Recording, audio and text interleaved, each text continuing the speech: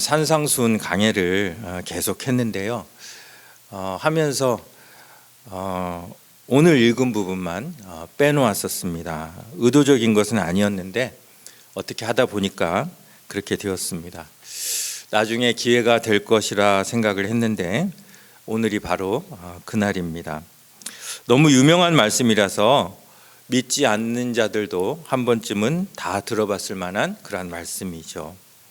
자, 제가 두 절씩 끊어서 지금 이렇게 화면에 비쳤는데요. 자, 이제 네 절을 한꺼번에 다 화면에 비춰졌는데요. 자, 오늘 이 말씀의 중심 단어는 뭘까요?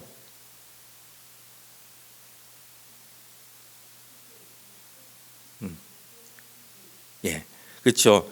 소금과 빛이라는 단어가 우리의 시선을 잡아 끕니다. 그런데 이 소금과 빛이라는 단어가 가리키는 또 다른 단어가 있습니다. 그게 뭘까요? 예, 16절에 있는 착한 행실입니다. 그래서 소금과 빛이 되는 방법은 착한 행실을 통해서라는 겁니다. 반대로 행실이 착하지 않은 사람은 소금과 빛이 될 생각도 말하는 거죠. 그런데 그 착한 행실도 최종 목적이 아닙니다. 자, 그 착한 행실을 통해서 무엇을 이루라는 것이죠? 그렇죠. 세상 사람들이 그 착한 행실을 통해서 하나님께 영광을 돌리라는 것입니다. 자, 그것이 우리가 소금과 빛이 되어야 하는 최종 목적이라는 것이죠. 자, 하나님께 영광을 돌린다. 저는 어릴 때 제가 훌륭하게 되면 하나님이 영광을 받으신다고 생각을 했습니다. 그래서 이렇게 시상식을 보면요, 크리스찬 연예인이나 체육인들이 수상소감에서 빼놓지 않는 얘기가 있죠. 자, 뭐라고 얘기하죠? 오늘 이 자리에 있게 하신 하나님께 영광을 돌립니다. 자, 이렇게 이야기하면 믿는 사람들은 어떻게 반응합니까? 막 기뻐요. 저 사람이 정말 하나님께 영광을 돌렸구나. 코끝이 찡해집니다. 반면에 믿지 않는 사람들은 어떻습니까? 믿지 않는 사람들은 쟤도 기독교였어? 듣기 싫어. 또 저 소리야? 이렇게 반응을 하는 것이죠. 사실 공인으로서 공개적으로 하나님께 영광을 돌린다면 팬을 잃을 수도 있습니다.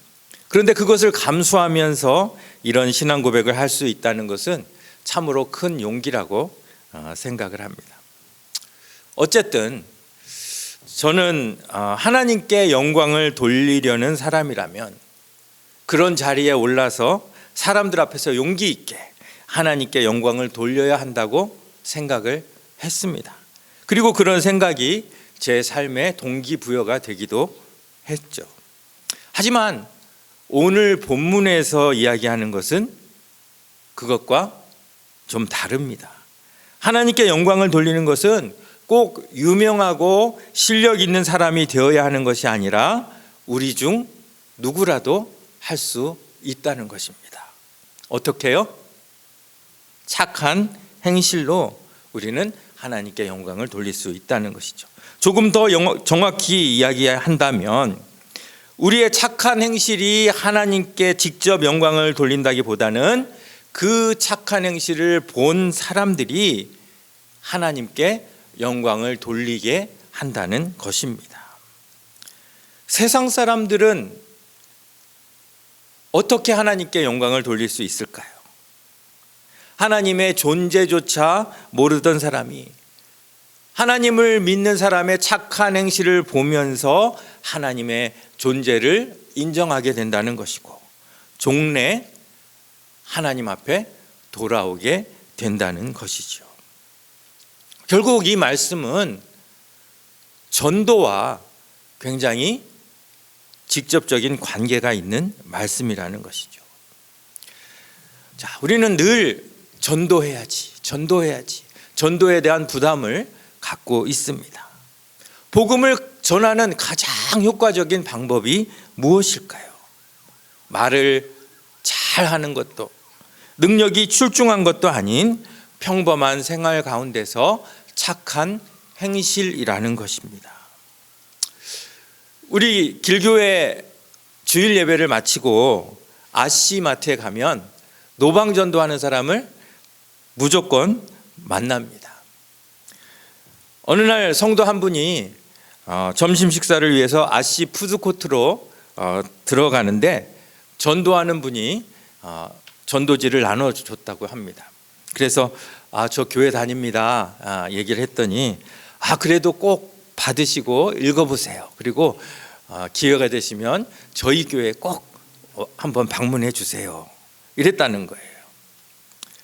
자, 그래서 일단 전도지를 받긴 받았는데 기분이 썩 좋지 않았다는 거예요. 교회 다니는 사람이라고 하는데도 자기 교회로 오라고 강요하는 것이 일단 기분 나쁜 이유였을 겁니다. 사실 저도 그런 점이 안타까울 때가 있습니다.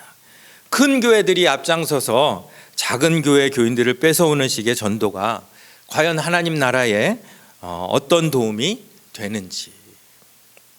자, 근데 같은 성도 입장에서 다른 교회를 다니는 사람이 그 전도를 받은 것도 기분이 별로 좋지 않은데, 만일 교회를 다니지 않는 사람에게 그렇게 전도지를 주고 전도를 했다면 기분이 어땠을까요? 기분이 상관없이 해야 됩니까? 기분 좋게 전도지를 받을 수 있었을까요? 하나님께 영광을 돌렸을까요? 정말 오늘 읽은 우리 본문에서 믿지 않는 사람들이 하나님께 영광을 돌리는 그러한 영광을 전도지를 받음으로써 돌릴 수 있었을까요? 아니면 오히려 교회에 반감을 갖게 되었을까요? 예수님은 2000년 후에 일어날 이런 상황을 너무나 잘 알고 계신 것처럼 오늘 이 말씀을 하십니다. 전도는 말이 아니라 행실로 하는 것이다. 이 캐나다의 사회학자 마셜 맥루헨이라는 사람이 있습니다. 이 사람이 이런 얘기를 했어요. 매체가 곧 메시지다. 매체는 뭡니까? 메시지를 전하는 사람이든 방송이든 책이든 하여튼 매체입니다. 매체가 곧 메시지다. The medium is the message. 메시지의 신뢰도는 메시지 자체의 진위보다는 그 메시지를 누가 전하느냐에 따라 더 큰 영향을 받는다는 것입니다. 같은 메시지도 누가 전하느냐에 따라서 신빙성이 결정되는 것입니다. 세례 요한은 광야에서 메뚜기와 석청을 먹고 약대털을 입고 살던 청빈의 대명사였습니다. 그의 청빈한 삶 때문에 많은 제자들이 그를 쫓았고 심지어 바리새인과 사두개인들까지도 그를 쫓았습니다. 자, 그의 주된 메시지는 뭐였죠? 회개하라, 천국이 가까이 왔느니라. 그런데 만일 이 똑같은 메시지를 세례 요한이 아닌 동족의 피를 빨아먹는 세리가 했다면 사람들은 그 메시지를 세례 요한에게 듣던 것과 똑같은 마음으로 들을 수 없었을 것이라는 것이죠. 마태복음 3장 7절부터 9절까지 해서 세례 요한이 이렇게 메시지를 전합니다. 요한이 많은 바리새인들과 사두개인들이 세례 베푸는 데로 오는 것을 보고 이르되 독사의 자식들아, 누가 너희를 가르쳐 임박한 진노를 피하라 하더냐. 그러므로 회개에 합당한 열매를 맺고 속으로 아브라함이 우리 조상이라고 생각하지 말라. 내가 너희에게 이르노니 하나님이 능히 이 돌들로도 아브라함의 자손이 되게 하시리라. 바리새인과 사두개인들은 존경받는 종교 지도자들이었습니다. 그렇기 때문에 세례 요한의 이 메시지는 그들에게 참으로 듣기 거북했을 것입니다. 누가 저에게 성도들 다 이렇게 있는데 와가지고 김은찬 목사 이 독사의 자식 같으니라고 회개하고 합당한 열매를 맺어라 라고 공개적으로 말한다면, 사실 제 마음속에는 그보다 더 악한 그런 것이 있습니다만, 그럴지라도 그러한 책망을 공개적으로 듣는 것이 쉽지 않을 것입니다. 그런데 바리새인과 사두개인들이 이런 메시지를 들으면서 참을 수 있었던 이유는 메시지 자체가 아니라 메시지를 전하는 사람이 세례 요한이었다는 것이죠. 세례 요한은 그의 삶과 그의 인격을 통해서 이미 충분한 메시지를 사람들에게 보냈던 것입니다.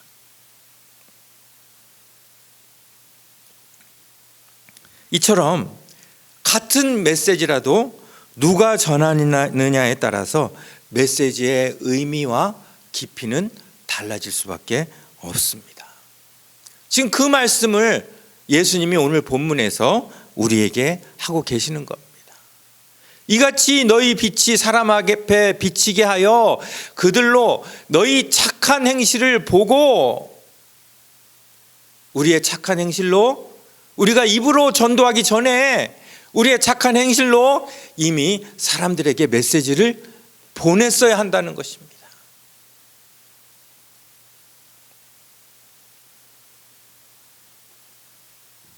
우리의 착한 행실이 뒷받침되지 않는다면 세상은 복음의 말씀을 듣고도 하나님께 영광을 돌리기는커녕 오히려 하나님의 영광을 깎아내릴 것입니다. 그런데 우리가 전하는 메시지는 뭡니까? 어떤 메시지입니까? 이 세상에서 가장 귀한 메시지 아닙니까? 1945년 8월 15일 일본이 패망했다는 소식보다 훨씬 더 귀한 소식이 예수 그리스도께서 우리를 위해 대신 죽으시고 우리가 구원을 얻었다는 소식입니다. 그런데 이렇게 귀하고 놀라운 소식에 사람들이 반응하지 않는 이유가 뭐냐는 것이죠. 메시지의 내용이 귀하지 않아서가 아니라 그 소식을 전하는 매체가, 그 소식을 담고 있는 우리가 그 메시지의 효과를 제대로 드러내주지 못하기 때문이라는 것입니다. 이렇게 귀한 소식을 우리가 담고 있다면 그 소식에 걸맞는 메신저로서의 품위를 갖춰야 합니다. 너희가 전하는 그 말을 듣고 하늘에 계신 너희 아버지께 영광을 돌리게 하라가 아닙니다. 너희가 훌륭하게 잘 되는 것을 보고 하늘에 계신 아버지께 영광을 돌리게 하라가 아닙니다. 그들로 너희 착한 행실을 보고 그들은 우리의 착한 행실에 하나님을 향하여 마음을 열게 됩니다. 그런데 이 착한 행실이 갖춰지지 않으면 그들은 복음을 향하여 문을 꼭꼭 걸어 잠글 수밖에 없는 것입니다. 만일 메시지로만, 그냥 말로만 사람을 변화시킬 수 있다면 하나님은 굳이 사람을 사용해서 복음을 전하지 않으셔도 됩니다. 그냥 하늘에다가 성능 좋은 마이크를 가지고 메시지만 들려주면 됩니다. 하지만 하나님은 그런 방법이 아니라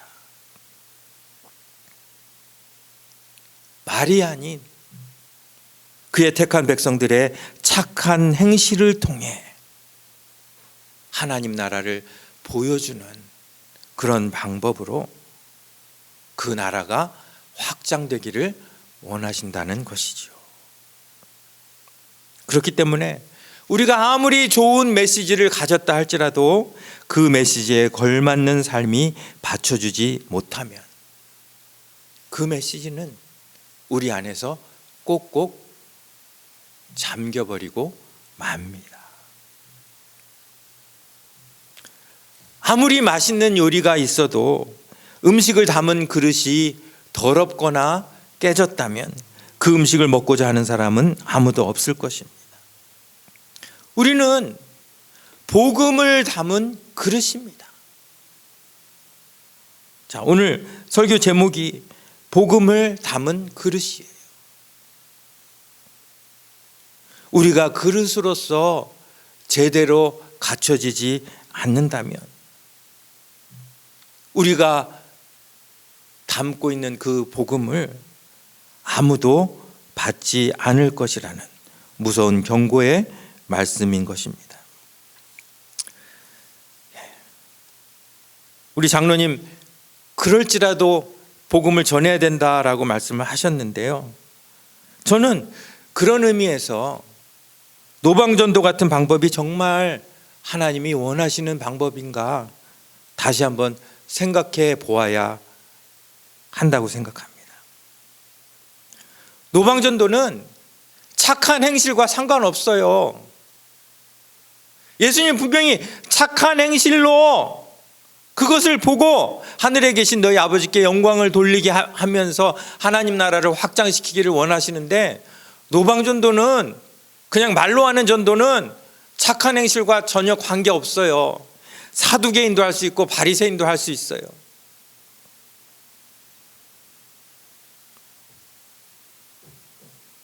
전도는 그냥 한 사람을 우리 편으로 이렇게 만드는 게 아니에요. 전도는 그 사람을 하나님의 다스림 속에 갖다 놓는 것이 전도예요. 하나님 나라의 백성으로 만드는 것이 전도예요.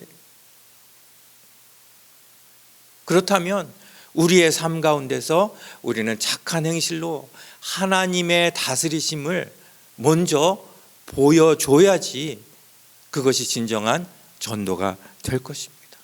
말을 잘해가지고 전도를 받았는데 같이 교회를 다니다 보니까 영 아니면 어떻게 됩니까? 2배로 더 힘들어지는 거 아니에요.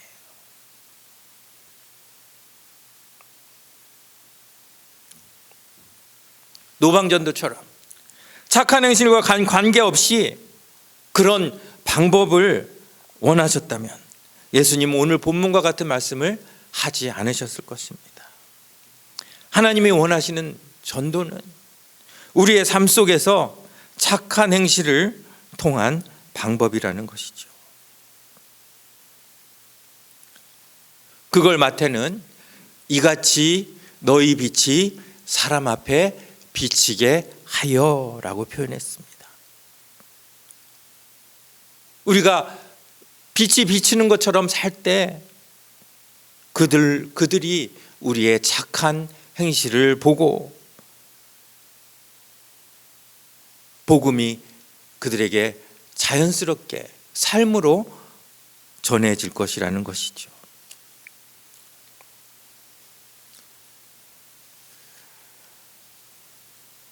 요즘도 뭐 그런 걸 하는 교회들이 있습니다. 전도왕을 뽑아가지고 막 상을 주고, 전도왕 여러분들 들어보셨죠? 근데 아무리 전도를 잘하는 전도왕이라도 삶의 변화 없이 말로만 수단으로만 전도하는 사람이라면 하나님께서 과연 그 전도를 얼마나 기뻐하실까요? 삶의 변화가 먼저입니다. 착한 행실이 먼저입니다. 삶의 변화 없이 이루어지는 것은 그것이 전도든 찬양이든 예배든 헌금이든 소용없다는 말씀입니다. 여러분, 무디 선생님 잘 아시죠? 무디, 유명한 부흥사 무디 목사님이 이런 이야기를 했어요. 우리 한번 같이 읽어볼까요? 시작. 등대는 나팔을 불지 않는다. 다만 빛을 비출 뿐이다.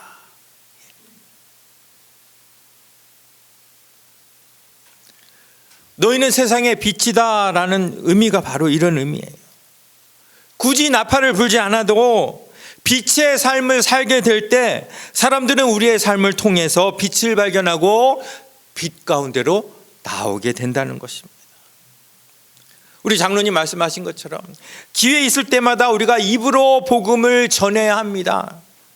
하지만 입으로 전하는 것보다 더 먼저 되어야 할 것은 우리의 삶의 변화라는 것이죠.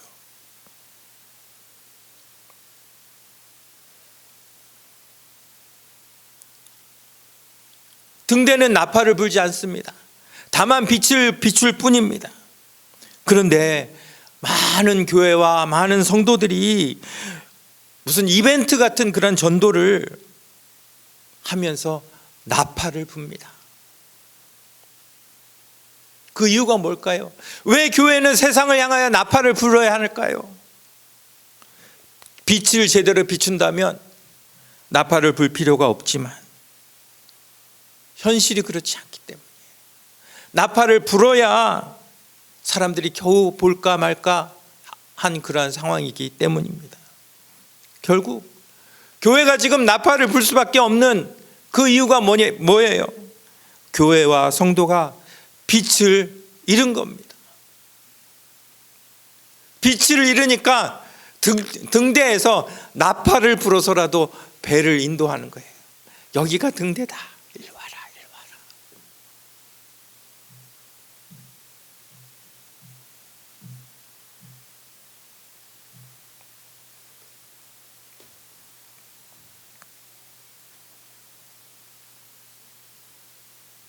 그래도 나팔을 부는 교회는 좀 낫습니다.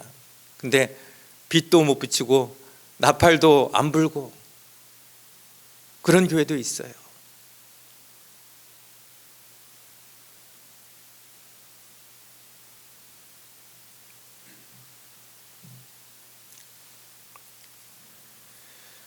전도는 말이 아닌 삶입니다.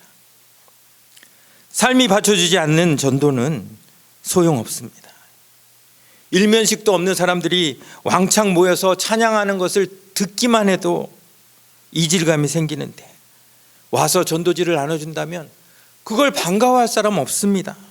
차라리 전도지를 나눠주고 앞에서 찬양할 시간에 장 본 사람들 무거운 짐을 싣고 내리고 하는 것을 도와주는 게 성경적이 아니겠습니까? 저를 아는 많은 분들이 제가 길교회에서 섬긴다고 하니까 길교회가 어딨냐고 물어봅니다. 우리 교회는 당체 선전을 안 하니까 잘 모르더라고요. 그리고 또 일전에 제가 길교회에 섬긴다고 하니까 길교회를 검색을 했는데 도저히 정보가 없어서 못 찾겠다고 그런 말씀들을 많이 하세요. 그래서 이번에 한인 주소록에 길교회 주소를 보내긴 했습니다만 제대로 실려 나올지 잘 모르겠습니다. 어쨌든 교회는 선전 광고하는 기관이 아니라 선한 행실과 선한 사역으로 저절로 향기를 내보내어 사람들을 불러오는 그러한 곳입니다. 고린도후서 2장 15절 말씀 우리 같이 읽습니다. 시작. 우리는 구원받는 자들에게나 망하는 자들에게나 하나님 앞에서 그리스도의 향기니.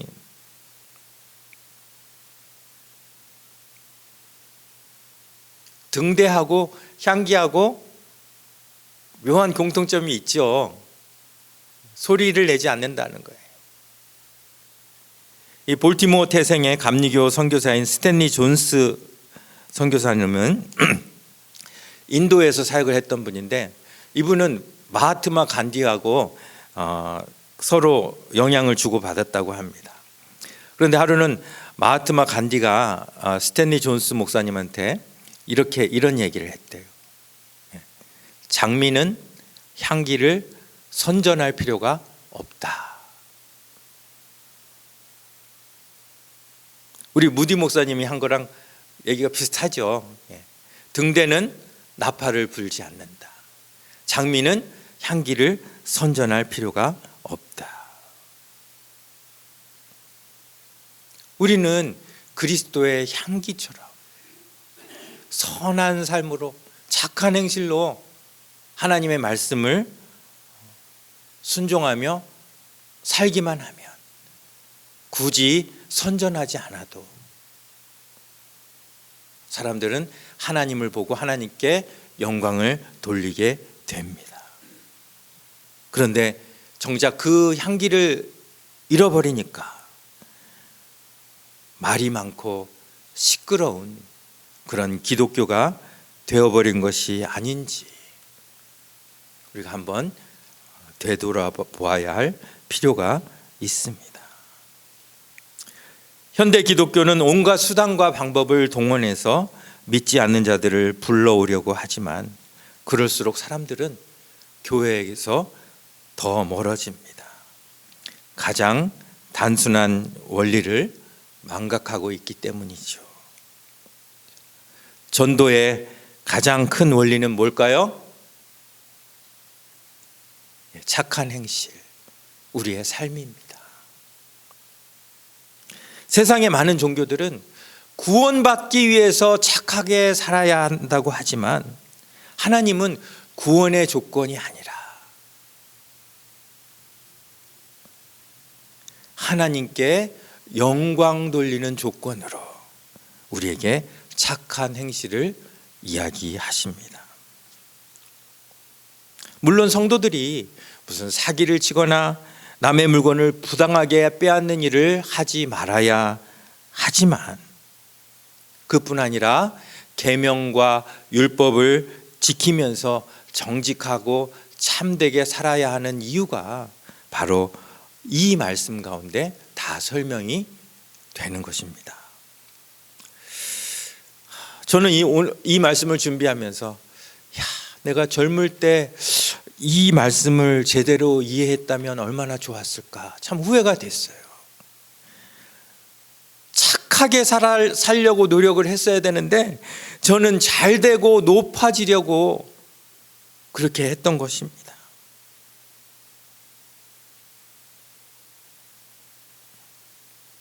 여러분 어떠십니까? 착한 행실은 선택사항이 아닌 모든 그리스도인이 가져야 하는 필수 사항입니다. 그리스도인의 삶은 착한 행실을 빼놓고는 설명이 안 돼요.